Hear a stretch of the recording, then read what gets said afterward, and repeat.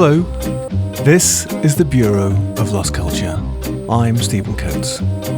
But where is the Bureau of Lost Culture? Well, we're mainly based here in Soho in London, but we do like to pack our belongings every now and again, get into the Bureau's mobile home and set off on search of lost and half-remembered countercultural stories and oral testimonies from all over the place. It seems unlikely we'll be able to go back to Russia for some time, sadly, or to the Ukraine, but we are planning various trips around these islands and across the Atlantic in the next year or so. In the meantime, you can investigate all our doings at bureauoflostculture.com, where you can sign up for our newsletter, contact us to make suggestions about who and what you would like us to investigate, and you can even support our wild endeavours if you choose to. We would very much appreciate that.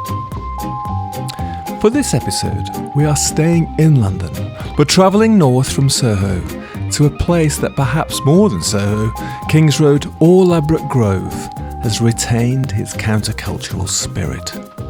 Camden Town. It's also a place close to my heart, as it's the first place I lived in London when I arrived as a young immigrant. And our guide is our old friend, the writer and researcher, Tom Bolton. Perhaps best known for his wonderful books on London's Lost Rivers, but also the author of several other works on the city, including Camden Town, Dreams of Another London. Welcome, Tom. Hi, thank you for having me. Oh, it's a pleasure. Tom, of course, you've become associated really with London's Lost Rivers. I've written 2 books about them and given walks, which are rather wonderful. And of course, one of them, The Fleet, largely runs underneath big bits of Camden. And when we were talking about, what has Camden got to do with the counterculture in London? And I think, let's start off with that. I mean, why Camden? Well, I'm interested in parts of London that have somehow been ignored or not understood fully or not examined fully or appreciated. And that certainly includes Lost Rivers. I mean, they're literally buried. You can't see them. You have to go digging around in historical maps and elsewhere to get a sense of where they used to be. It doesn't, on the surface, sound so logical to apply that to Camden Town, which in some ways is really well known, but I think it's overlooked.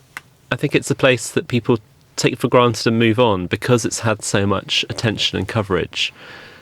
And it's actually quite special to London, quite particular. It has real distinct character that tells you you're in Camden Town. I'm going to give you a couple of quotes from your own book. I thought these bookended Camden Town rather neatly, actually. You say, Camden Town can seem like the only place in London to be. Summer sunset on Camden Lock, groups leaning on the rails watching the barges, the Victorian labyrinth of the Lock Market squeezed into oddly shaped corners and hidden courtyards, the dome of the Roundhouse, going to come back to that, rising over the railway lines like a North London pantheon, pubs in every direction, each for a different tribe, records, books, comic shops still, if you know where to look. The high street lined with folk art signs in the form of giant boots and facade-crawling dragons, music in all directions from bands in the back rooms of pubs last redecorated in the 1970s to venues of choice for whoever's in town.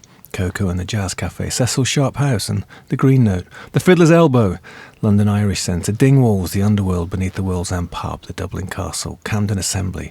All you need is within the compass of 3 stops on the Northern Line. The celebrated Camden Town, the famously obscure Mornington Crescent, and the elegant Art Nouveau Chalk Farm. Camden can also seem like the last place in London to be. I'll give you the next quote a bit later on, but that is a rather wonderful summation of the sunny uplands of Camden Town, which, by the way, if anybody's listening, I'm sure most people have heard of Camden Town, obviously if you live in London. If you're not in London, Camden Town is famous to a lot of people, tourists and young people in particular, for its markets, isn't it, Tom? But the way you described it then, I mean, it is that, isn't it? It's this wonderful kind of cornucopia of countercultural stuff. I think it's a place people come looking for something that they can't define, hoping something will happen. And often that's based around music, it's based around meeting like-minded people, it's about going somewhere different where everybody is exploring. And that could be amazing, and it's what you want from a city. I think what first interested me in Camden, before I ever came to London, or came to Camden in particular, when I was young, was the idea there was this town, something Kentish Town as well, both of them. I thought, what is this? This stop on the tube map. I knew the tube map really well. What's this town? Is it something separate? Has it got its own kind of rules? I was going to ask you that, because I never thought of it until I was looking at your book. And it's like, why is it Camden Town, as though it's some sort of separate place inside the city? Well, I think it's just a way of distinguishing stations, really, because you've got Camden Road as well. Right. But it's not something that's used in many London contexts. You've got Acton Town, which, although I have lived in Acton, doesn't really have quite the same presence. But you don't have Lambeth Town or Hackney Town, do you? So I think it reflects to some extent the feeling of this being a separate place. And Camden is a bit of an island in some ways. It's surrounded by railways, canals, Regent's Park all down one side, and the kind of really high-end housing that goes with that, and then the railway that cuts that off from Camden, a real physical barrier. So in some ways it's a bit beleaguered. It's not like it's not an expansive neighbourhood. It's 6 streets, effectively north-south, all kind of pressed in together. It feels constrained. When I first started writing this book, I thought I'd read somewhere a quote that claimed that Camden Town was the lowest point in London. And while that's clearly not physically true, I think the perception is really interesting, because I thought it was true at first, and I looked into it and it was clearly nonsense. But the idea that things all drain down towards Camden, it's where you kind of end up by default eventually. And obviously there's a kind of sleaze attached to that as well. So it all goes hand in hand. You have the possibility and you have the reality all fronting each other.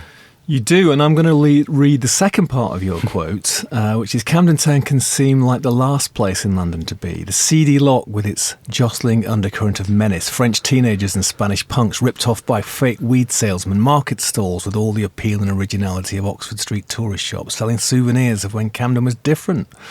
Overpriced, overhyped pubs running on the fumes of their reputations. An alternative cultural scene, once influential and important, now sold up or selling out. Packed streets and overcrowded venues, bad bands in worse cellars, shameful poverty, bad housing, people who have never seen the Thames, street sleepers and shop doorway drinkers, 3 a.m. assaults, gang fights, murders, gentrification, and too many overcrowded tube stations. Well, that's it. You can't have one without the other, can you? So one of the things that everyone always says about Camden, particularly the market, is that it's not as good as it used to be. I think this is really official policy, actually. It goes all the way up to the very top. People look at Camden and think this needs to change, this needs to be sorted in some way. But this goes back a long way, and it's unclear what it was ever really meant to be as a place. I don't think it ever turned out quite the way it was intended. It was full of very poor housing, generated by the railways. So it's a railway town. Right.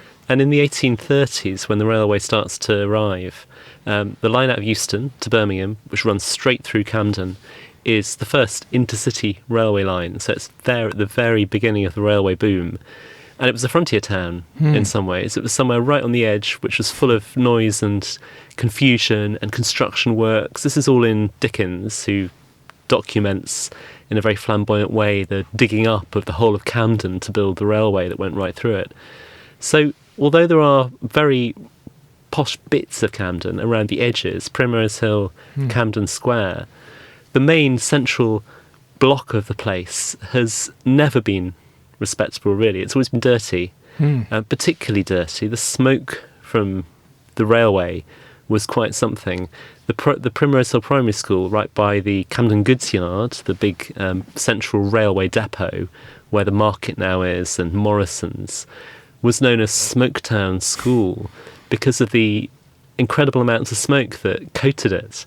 And all the terraces down by the railway, which are now repainted and beautifully white, until the 80s, really, they were filthy. And it's an incredibly unhealthy place to be. Very dirty, genuinely unpleasant. And the kind of nostalgia for the steam train forgets about what it was actually like to live next to coal fires, constantly burning. So it's a blight, really. And that's something that's both shaped the place and prevented it from being something else, really. You said that there were these 3 countercultural centres in London, and that Camden, in a way, is the one which is less talked about than, say, King's Road or Ladbroke Grove, right? Yeah. I mean, I think the King's Road that's something that's gone now, isn't it? It's an era when that was everything, and now very little trace of it. But Camden it's still there. It's still changing. It's a place that's still got that sort of cultural significance, and it's got a lot of music venues in it in particular. There are lots of places you can go and see bands, lots of places where there's live music, and lots of different sorts of music too, in a very small area, which makes it really Britain's musical centre. But that's not something that's been very clearly understood or acknowledged, I think.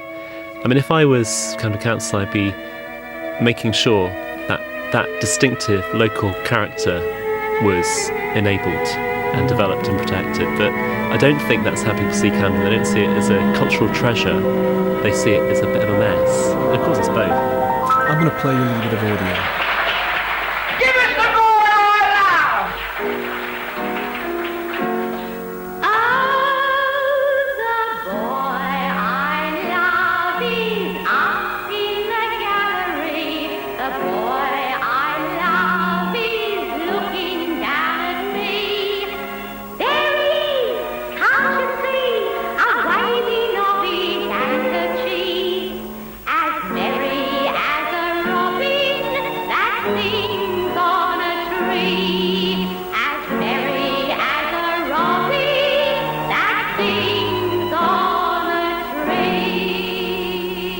Do you recognise that? Yes, indeed. That's Murray Lloyd, yeah. Well, music hall is something that was very much a Camden thing. A music hall, of course, was big everywhere in the early years of the 20th century until First World War, really, and a little bit afterwards.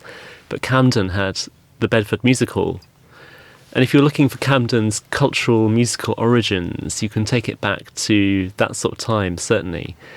And on the one hand, you've got this palace of varieties, really, palace of entertainment. It's Murray Lloyd's favourite place to perform. She was an incredibly popular star of the time. She lived nearby as well for quite a long time. And the Bedford Music Hall was this centre of entertainment where you could go and see the stars of the day for quite a long period.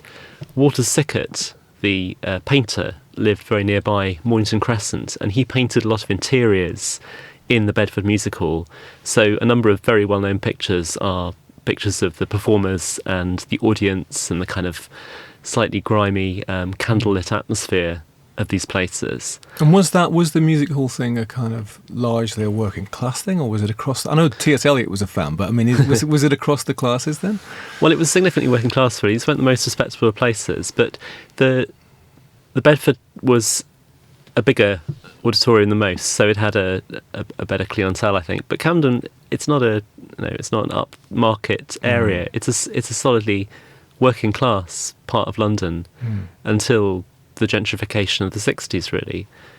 So Bedford was part of that, and around the back of that block was also the Bedford Tavern, which was a centre for Irish music. So the Irish story is a significant part of this as well.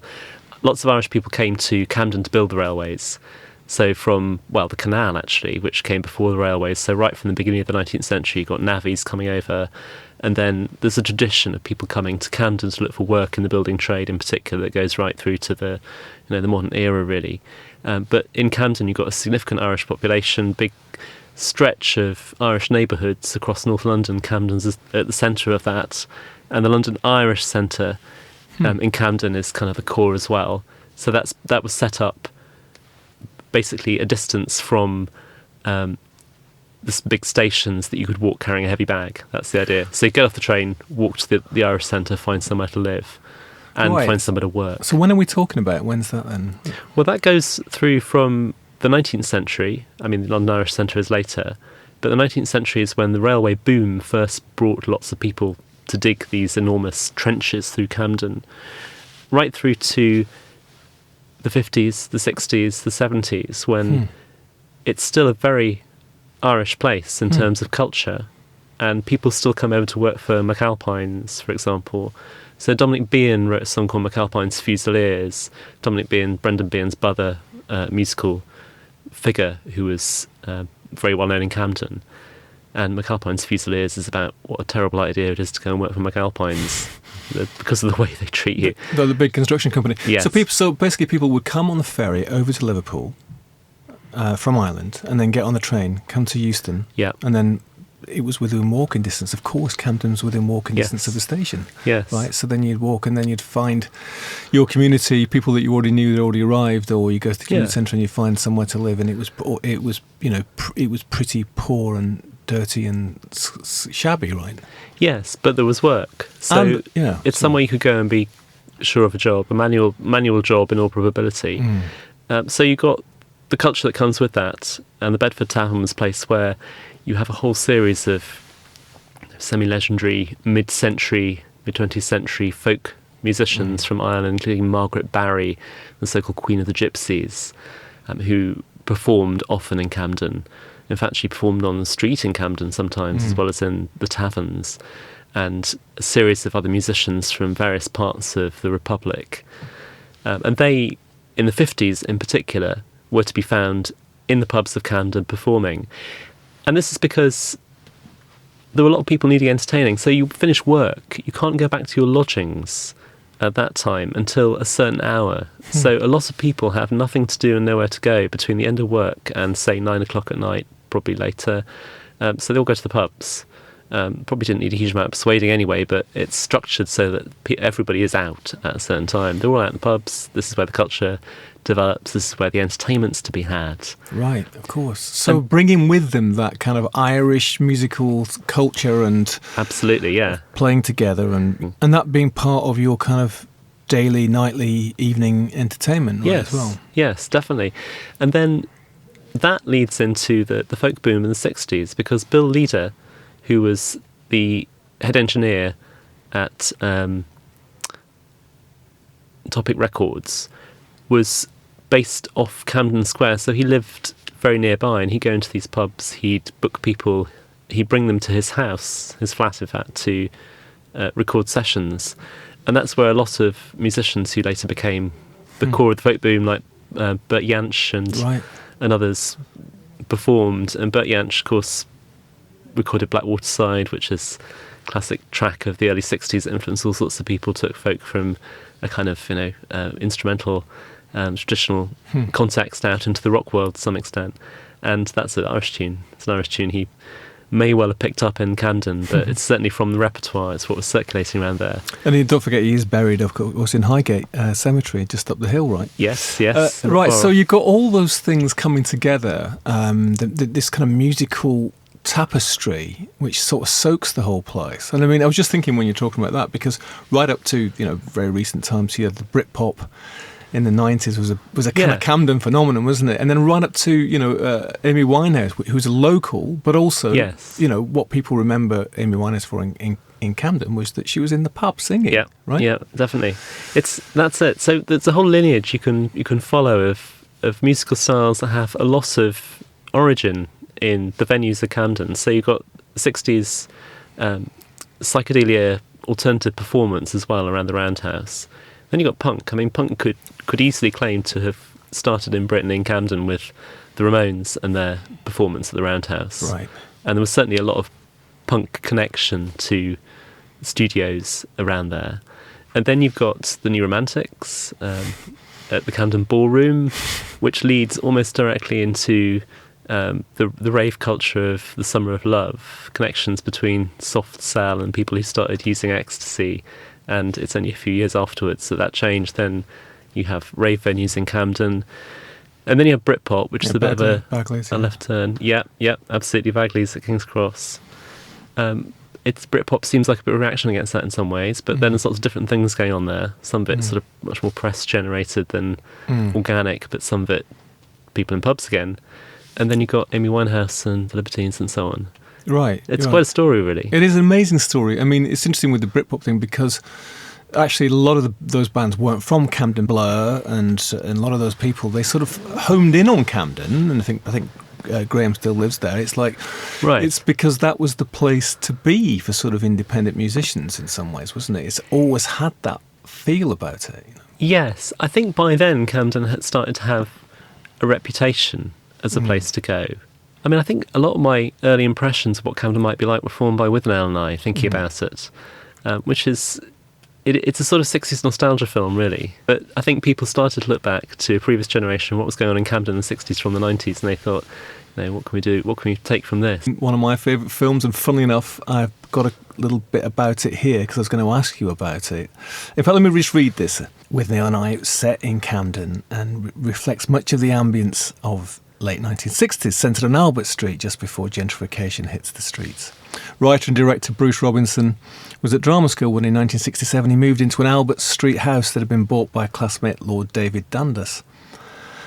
Heir to the Marquis of Zetland, a student with more money than most, the flat became a student squat, and while Dundas had had enough and bought himself another flat in Hampstead, his friends continued to live on Albert Street, enjoying Guinness for breakfast, wine for lunch and joints for tea.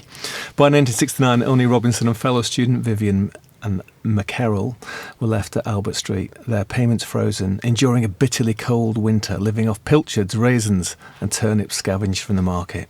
Their life on the margins portrayed in the opening scenes of Withnail, and that's from your book.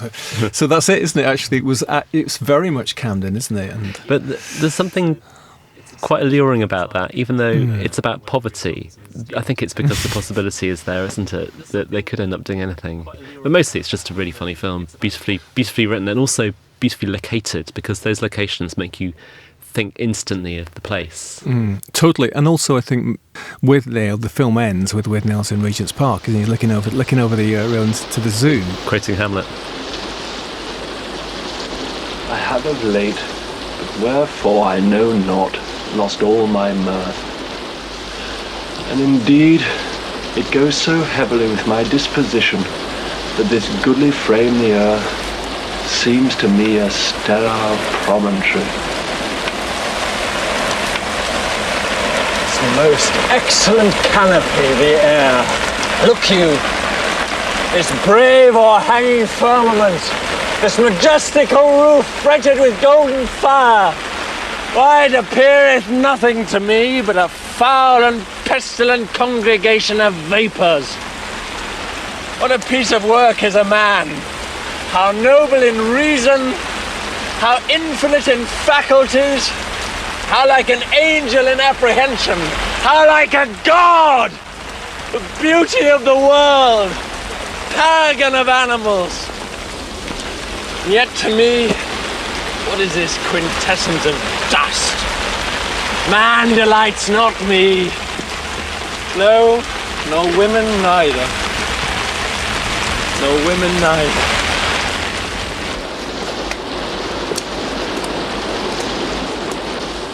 I mean, Camden's where the home of the zoo, right? But also the market. Cecil Sharp House. Let's talk about that in terms of music and counterculture and folk and stuff. Right? Yeah. Well, Cecil Sharp House is perhaps not something that people think of immediately when they imagine Camden, because it doesn't quite fit the template. It's not sort of scuzzy.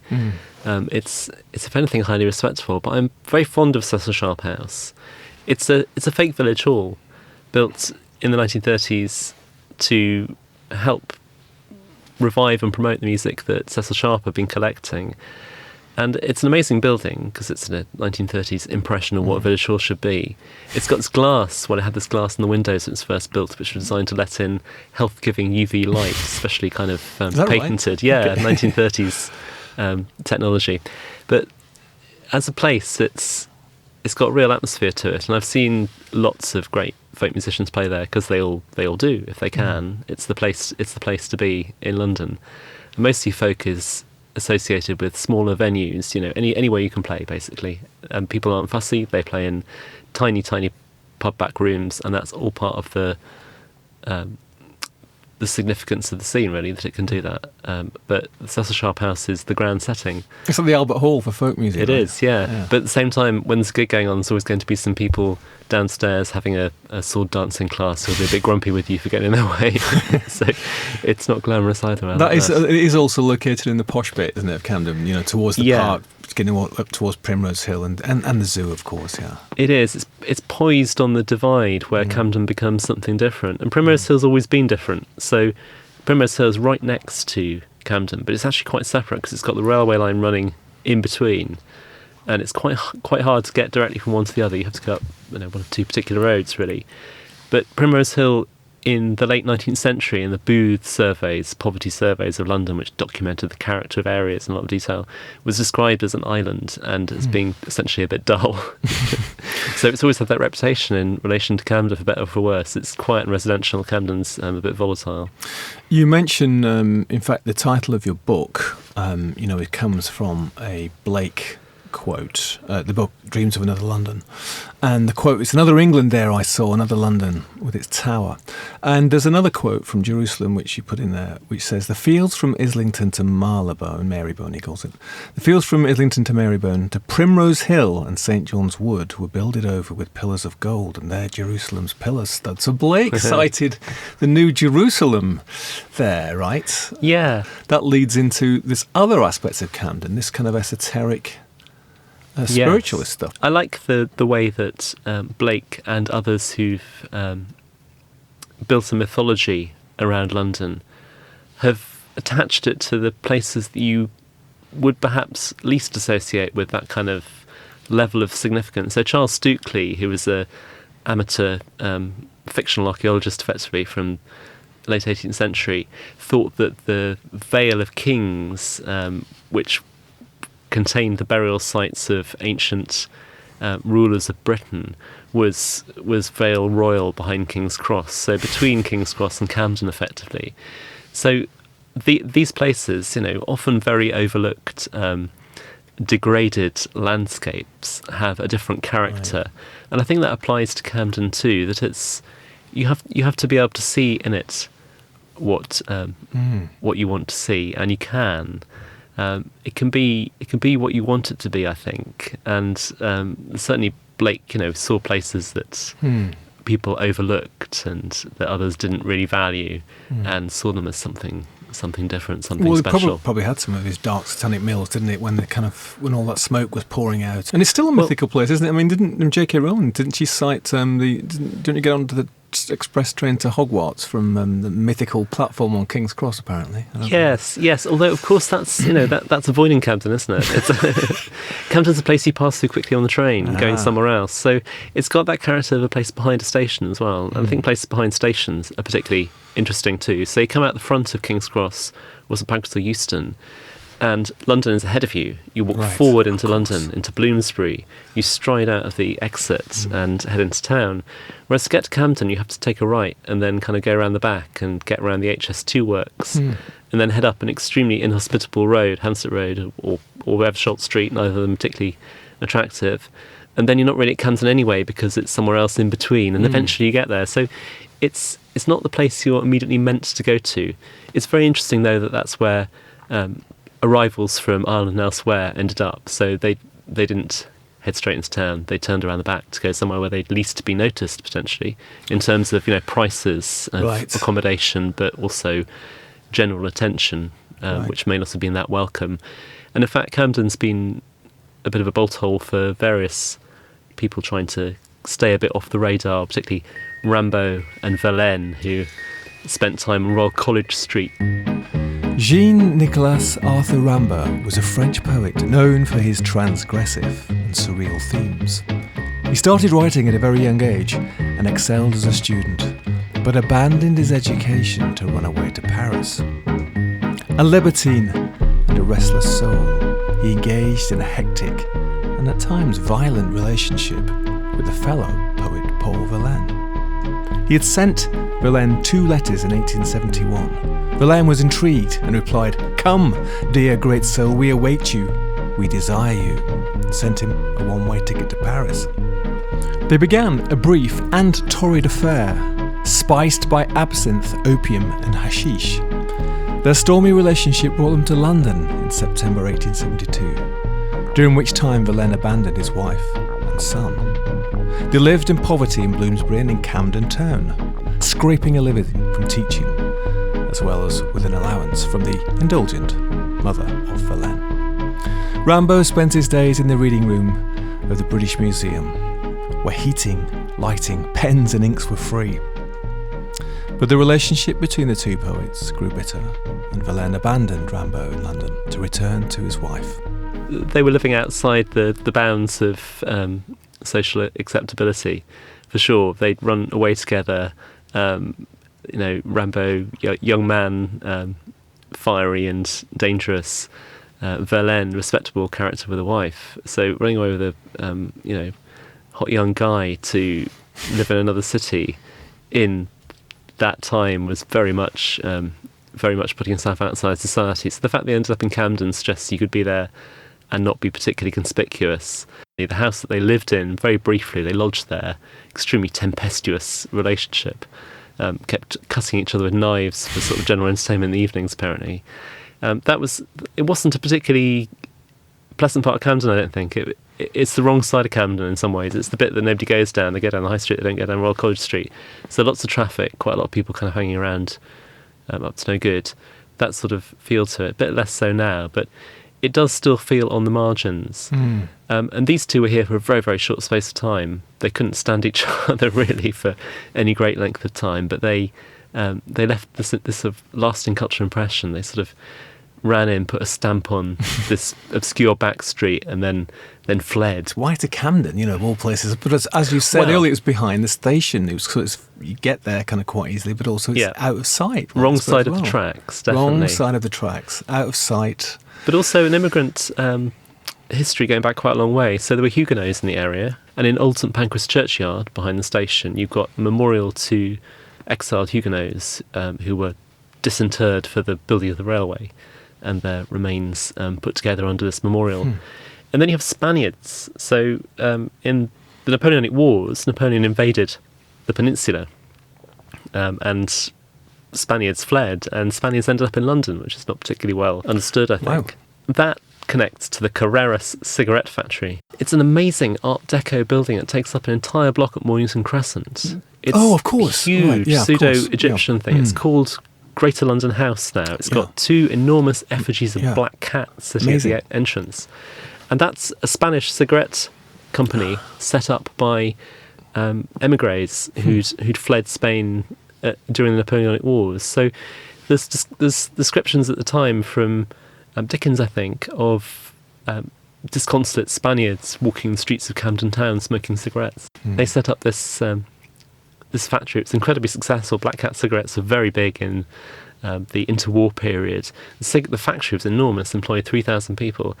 It's also in some ways a disgrace because it's built on gardens. It's built on the gardens of Mornington Crescent, and people were absolutely horrified by this. So you have this lovely residential crescent with a green bit in the middle, and somebody built an enormous factory on it. And people were so annoyed that an Act of Parliament was put through protecting London parks and squares and stopping this from ever happening again. Right. But the fact it happened once, and you have this really unlikely, incredibly flamboyant building right in the centre of residential area is brilliant, really. Yeah, it is a handsome building. You mentioned Old St Pancras, and I wanted to just drop in and as we sort of circle towards the Roundhouse to sort of just go through esoteric Camden. Old St Pancras Church, of course, which is reputed to be on a prehistoric mound, isn't it? And then up on in Primrose Hill and north of there, you've got Boudicca's tomb, alleged Bronze Age mound. You've got the River Fleet underneath, and is it sort of too much of a stretch to sort of connect those with the sort of spiritualist, esoteric aspects of Camden Town? People are very keen to make these connections to aspects of the landscape and to spin a web around the place. The alternative culture in Camden has flourished on this amongst other aspects of the area. I think the sort of imaginative archaeology of William Stukeley and others is mostly responsible for the way the landscape is seen around there. And there's always this story that Old St Pancras Church is the oldest site of Christian worship in the country, there's no real evidence that that's at all true. But it's a nice idea. It feels right because it's so isolated, it's so central, yet feels completely separate. What it is really is an island by the River Fleet. The River Fleet's buried under the railway line that leads into King's Cross. The riverside areas, as London began to industrialise, became quickly not very nice. No sewage system, rivers became very polluted, sources of disease, general dampness. And this is actually where Dickens lived. So Dickens' family lived on Bayham Place in a house it was only demolished in 1910, which I suppose is quite a long time ago really, but it's just within sort of touching distance of documentation, photography and everything else.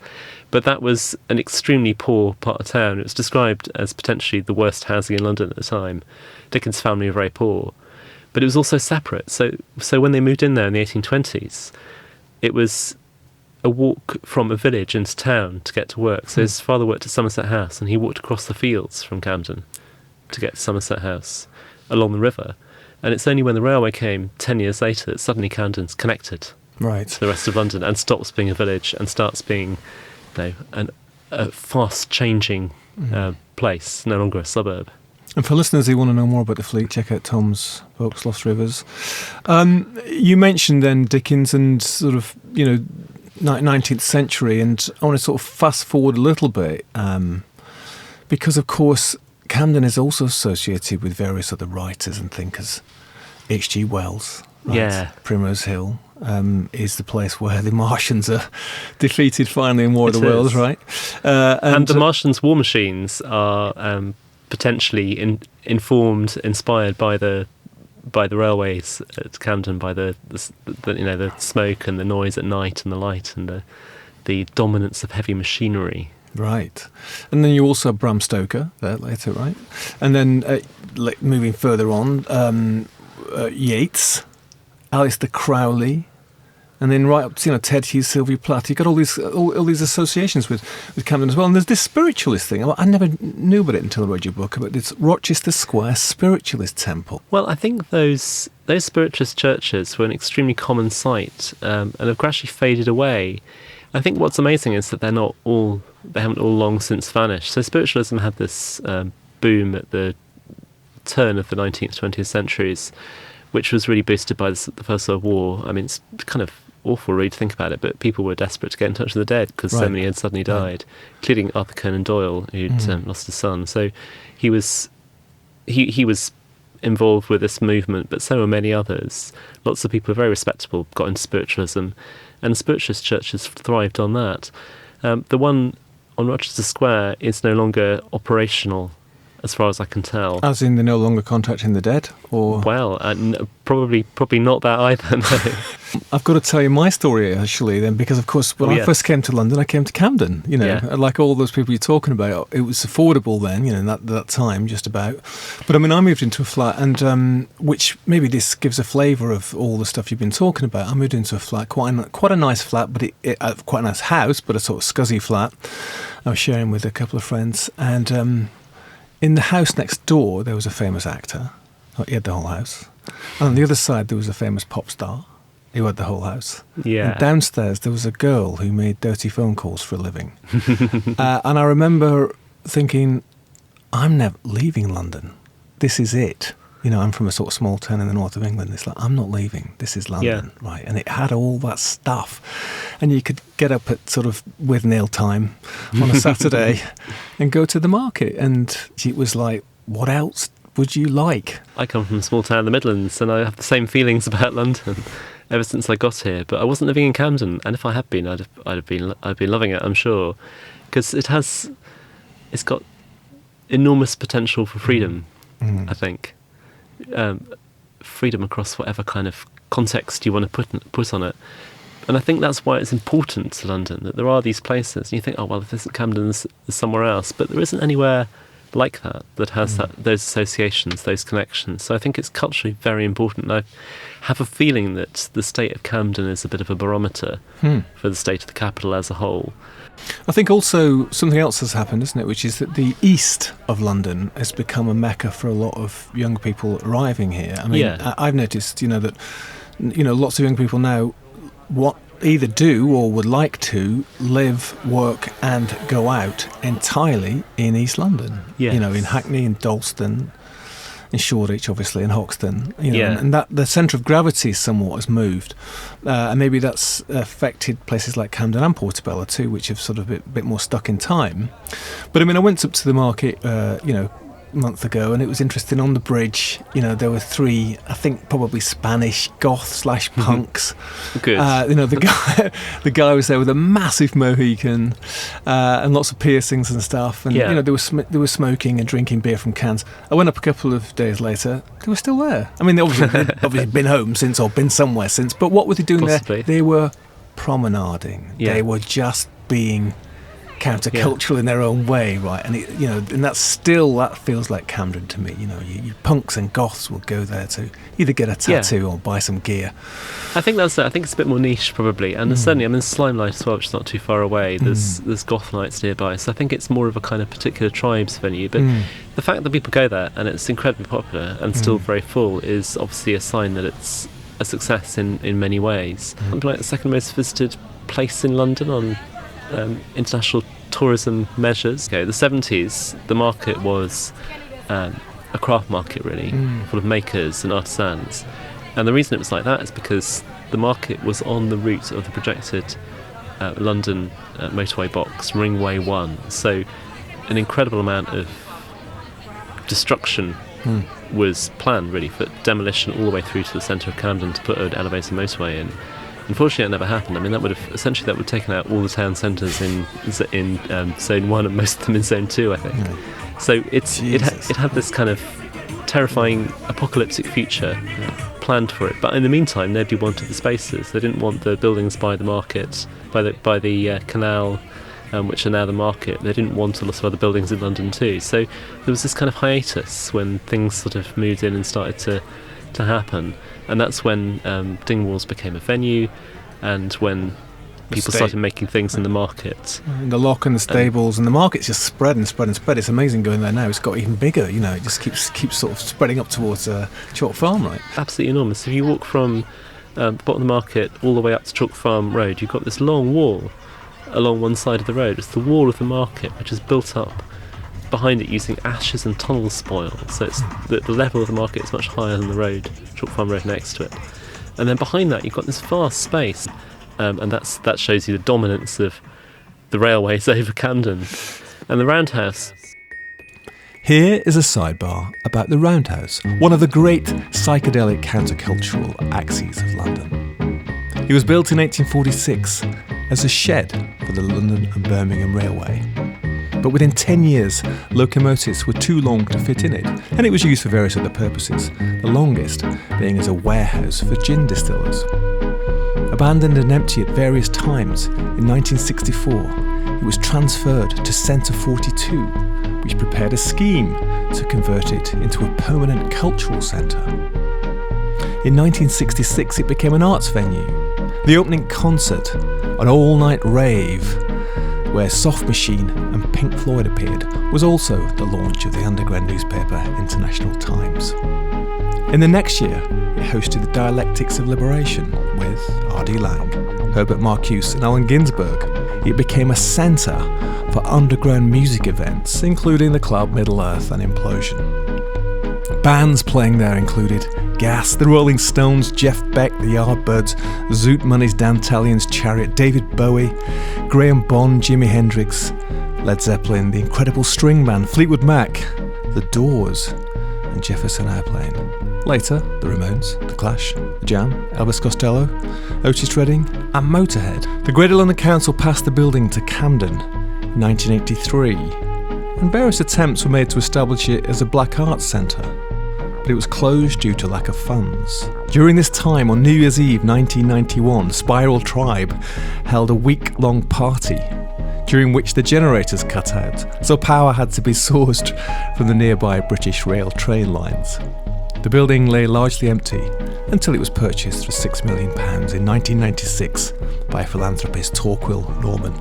After renovation, it reopened in June 2006 and remains a rather nice venue for great musical events. So it's best known, I suppose, for the UFO Club, which was moved there really only briefly. I think it was only run at the Roundhouse for eight weekends, but it left an enormous cultural beyond that. So the UFO Club was the 60s psychedelic club of choice. Happenings like, it was kind of music, food, visual arts. the Boyle family's slides. Poetry, happenings, drugs, else. The whole thing, right? Yeah, indeed. And they were meeting in a basement on Tottenham Court Road, and they were closed by the police. So apparently, I don't think the police really understood what was going on, but they went in and saw people apparently smoking joss sticks, as they put it, and there was a weird smell around of incense. And on that basis, they closed the club. Which I'm sure didn't smell right. I'm not sure if it was just their terminology that was wrong, or whether they thought that incense was a drug or what. I don't know, but it's clearly a bit of a barrier there. But they moved to the Roundhouse, although this didn't turn out very well because it was like most big 60s events, it was extremely badly organised and a bit of a disaster on one level. So it's Michael Hoppy Hopkins and Joe Boyd. They ran it together, but Hoppy Hopkins was jailed for possession of cannabis in a kind of test case strike back against the counterculture. So he was out of the picture and it all went off the rails pretty quickly.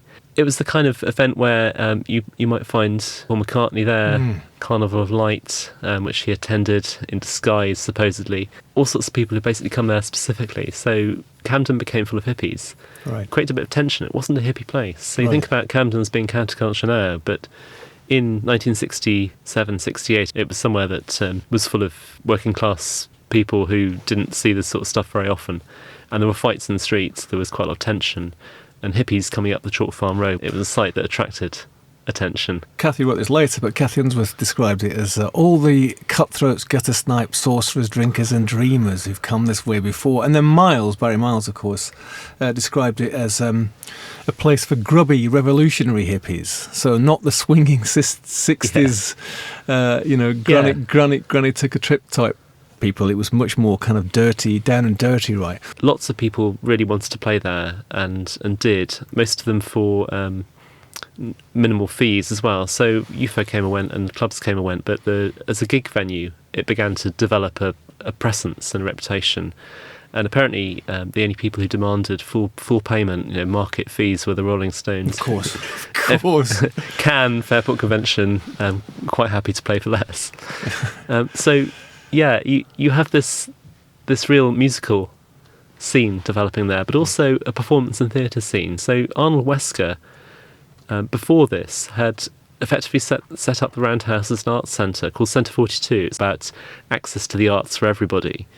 So on a fairly kind of socialist, utopian almost basis, he set this place up. It also hosted a lot of really interesting theatre, particularly in the 70s. So that included things like Peter Brook's Midsummer Night's Dream, which was done on trapezes, psychedelic clothing, white box, messy, but was apparently very memorable.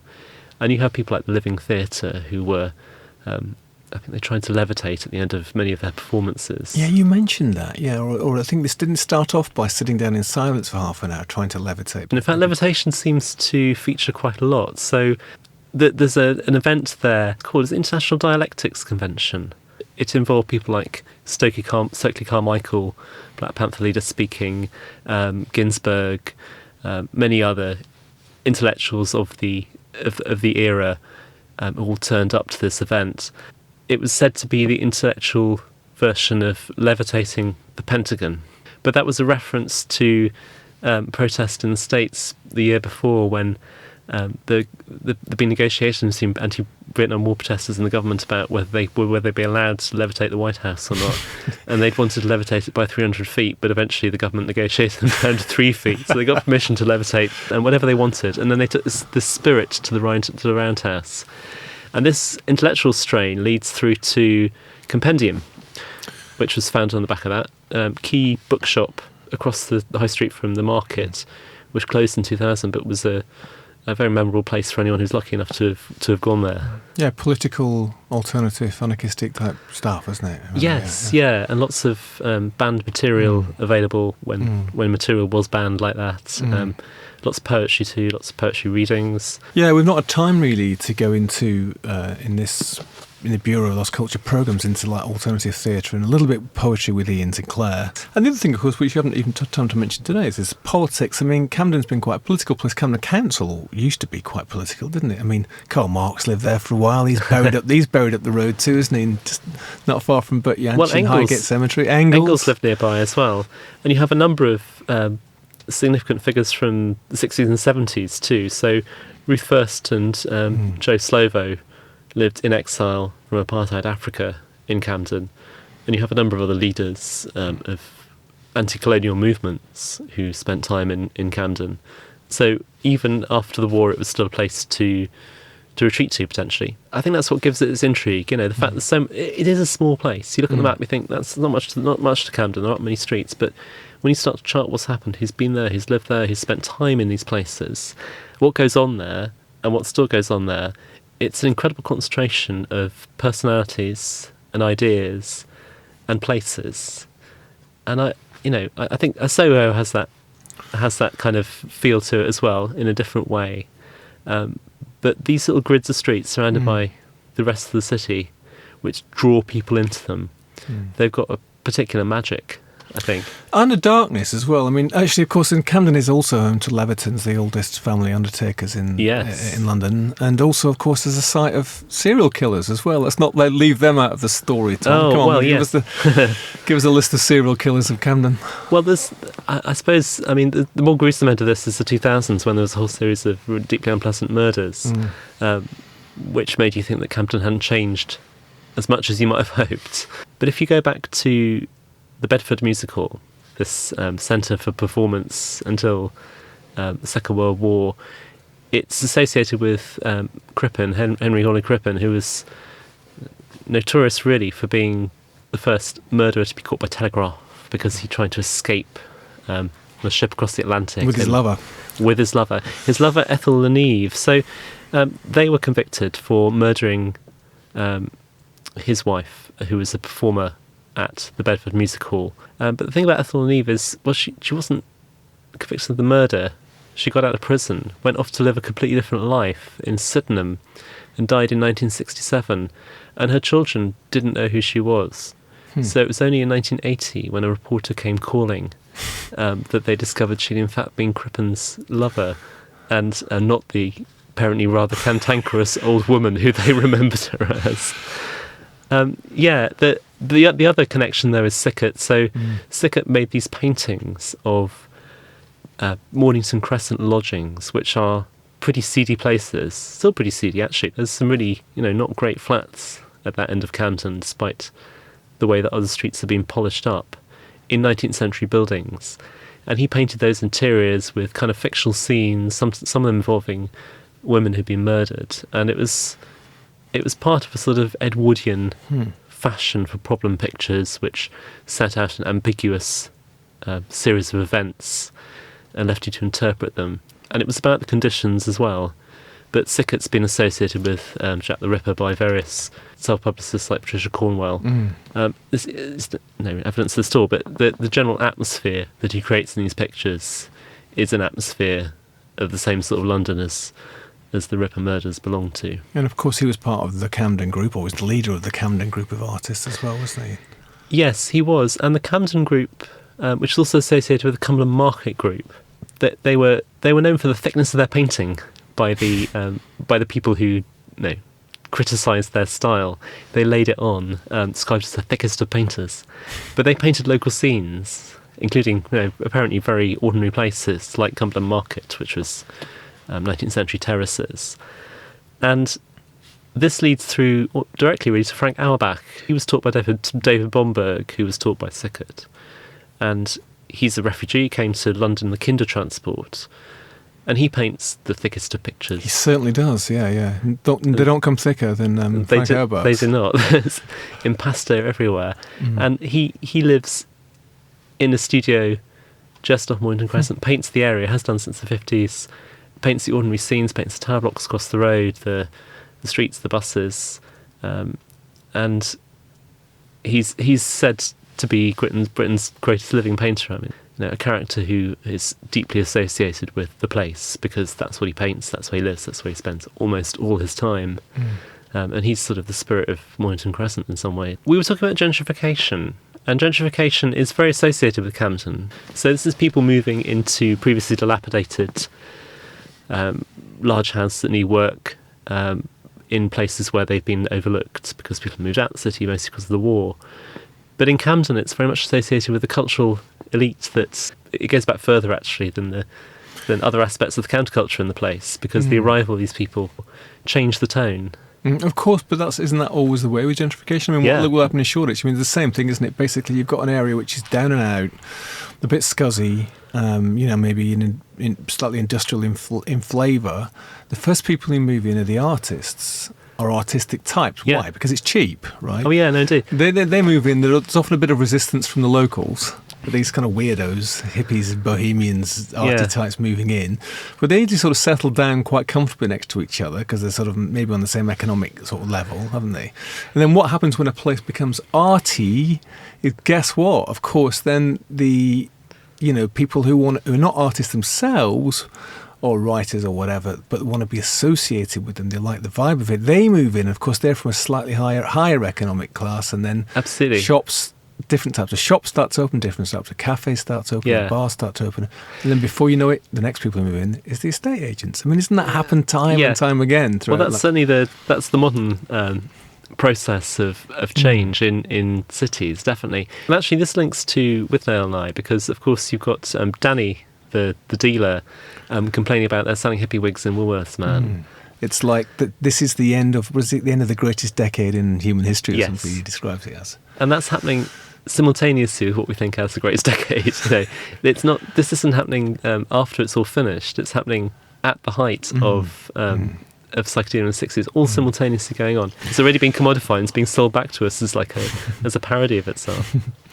Well, there we have it. So you can still go to the Roundhouse. It's still, I went to a show there recently. It's become a kind of respectable gig venue. It's very nice still to go there. And of course, Camden's fun to go there. It's then to wander through the markets. You can still find a bargain. And I'm not writing Camden off. This is the thing. So I think it's been all these things simultaneously all the way through. So I think probably if you'd gone there in 1967 and expected to find the things that we want to talk about now and remember, you'd have found them, and you'd have found other stuff that hasn't featured because it just wasn't as interesting.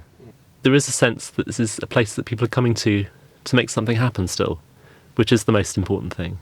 That people want to be there, they want to spend time there, and once they start doing that, things start to go on. And as a friend of mine said, if you can't change anything else, have a tattoo. Got an awful lot of tattoo parlours there, I noticed when I was up there last. But. Oh, and there's also the street art of Camden. I didn't mention that. So I think the bit of the high road that leads from the tube station up to the market is almost unique in Britain, and it's got these bespoke sculptures on the upper stories of shops advertising what they sell. This is a direct throwback to the pre-literacy era. So if you look at collections of folk art, they often have shop signs that have been saved from the early 19th century, the 18th century, a massive pair of boots to signify a boot shop, massive pair of spectacles to hang over your spectacle. This in Camden. Yeah, if you're coming from, Kazakhstan and you've heard about Camden and you come there, you know where to get your trainers because there's a gigantic pair of Converse outside the shop, right? But these are always changing. They're made by a particular local artist, and who's been supplying these shops for years. But it's not a static kind of listed selection of sculptures. It's folk art. It really is. It changes all the time. You go back there and half of them are gone. They've been replaced by something else. But I find that fascinating because it's that gives that part of the high street a really particular atmosphere, actually. Makes it feel like somewhere different, where things aren't quite the way you expect them to be. So there it is. It's still going on, the countercultural life of Camden Town. Thanks very much, Tom. Thank you very much. That was great. Appreciate being asked to talk about these things. Thanks to Tom for that terrific wander through the life and countercultural times of Camden Town. I'll put a link to Tom's work in the show notes, of course. Thanks to you for coming with us on the wander. Don't forget, you can wander through more of our work at bureauoflostculture.com or be in touch, bureauoflostculture@gmail.com. We love to hear from friends. See you, hear you next time for more tales from the underground, tales from the other side, from the upside down.